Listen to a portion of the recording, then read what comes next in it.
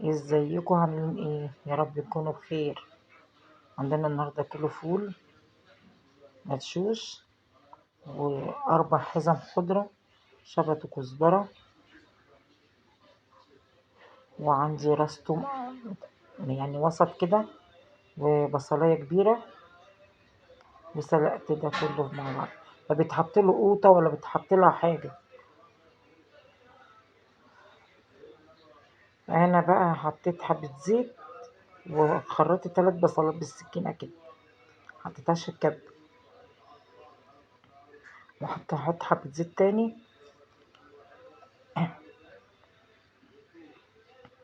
متنسونيش في اللايك والشير، وكومنتاتكم الجميله اللي زيكم.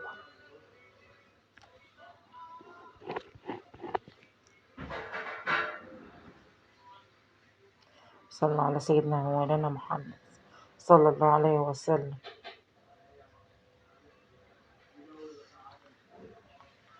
حوضت عليها بقى، وهعمل بقى دقة البدنجان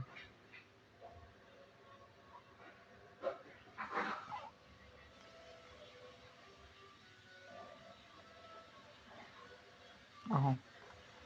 ملقتش فلفل احمر، جبت فلفل هي الاصفر والاحمر ده، جبت واحدة حمرا عشان تدي لون كده لدقة البدنجان، بتبقى حلوة. حطيت ملح، واحط يجي 8 فصوص توم، او قولي 10 فصوص توم، بس مش كبار اوي. حطيت ملح واضربهم بقى.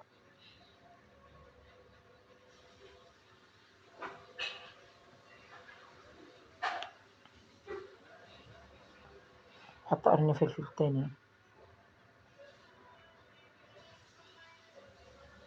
لأ طعمها جميل. وهحط لها شوية خل، وعصير ليمونتين عليه.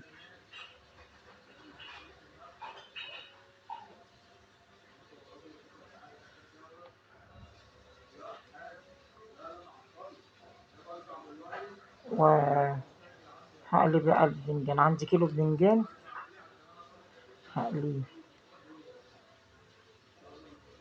ما هي البصارة مش معمولة لنا لوحدنا، لينا واحدة احنا وحبايبنا، هي والبدنجان.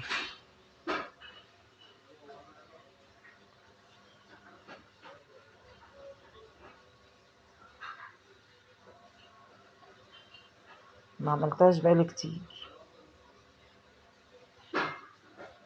انا اكتر حاجة بعملها اكلات على قد الايد.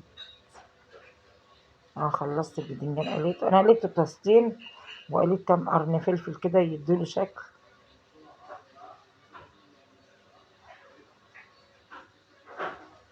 بس مخزنة بسيطة كده، عشان كده لقيت زي الزبدة من جوه. اهو طبق شكله يفتح النفس. وهنا شلت شوية بصل للبصارة بقى، لما اضربها واصفيها احط عليها البصل.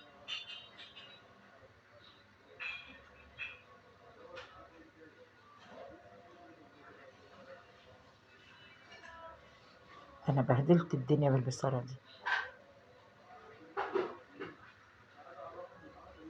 احط بقى الملح،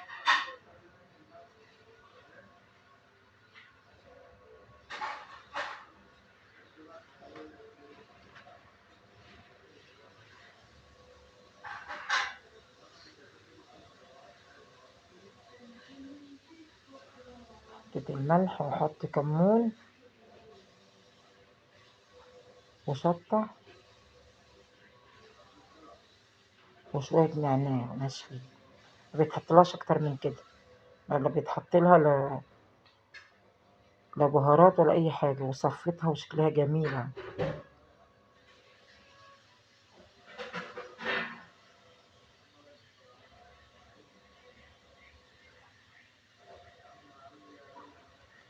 صلى على سيدنا محمد عليه افضل الصلاة والسلام.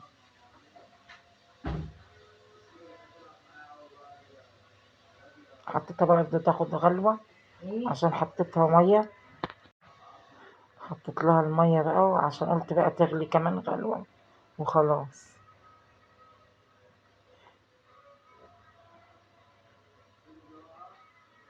حط لها شوية نعناع تاني، حط لها الزيت بتاع البصل. هنا بقى خلصنا كده ما شاء الله. حط حطيت عليها البصل، يعني غرفتها وسبتها بردت شوية وحطيت عليها البصل. ما تنسونيش بقى في اللايك والشير. اكلت على قد الايد اهي. وبصل اخضر، جايبين عيش كده مفقع بتاع زمان ده. مع الف سلامة.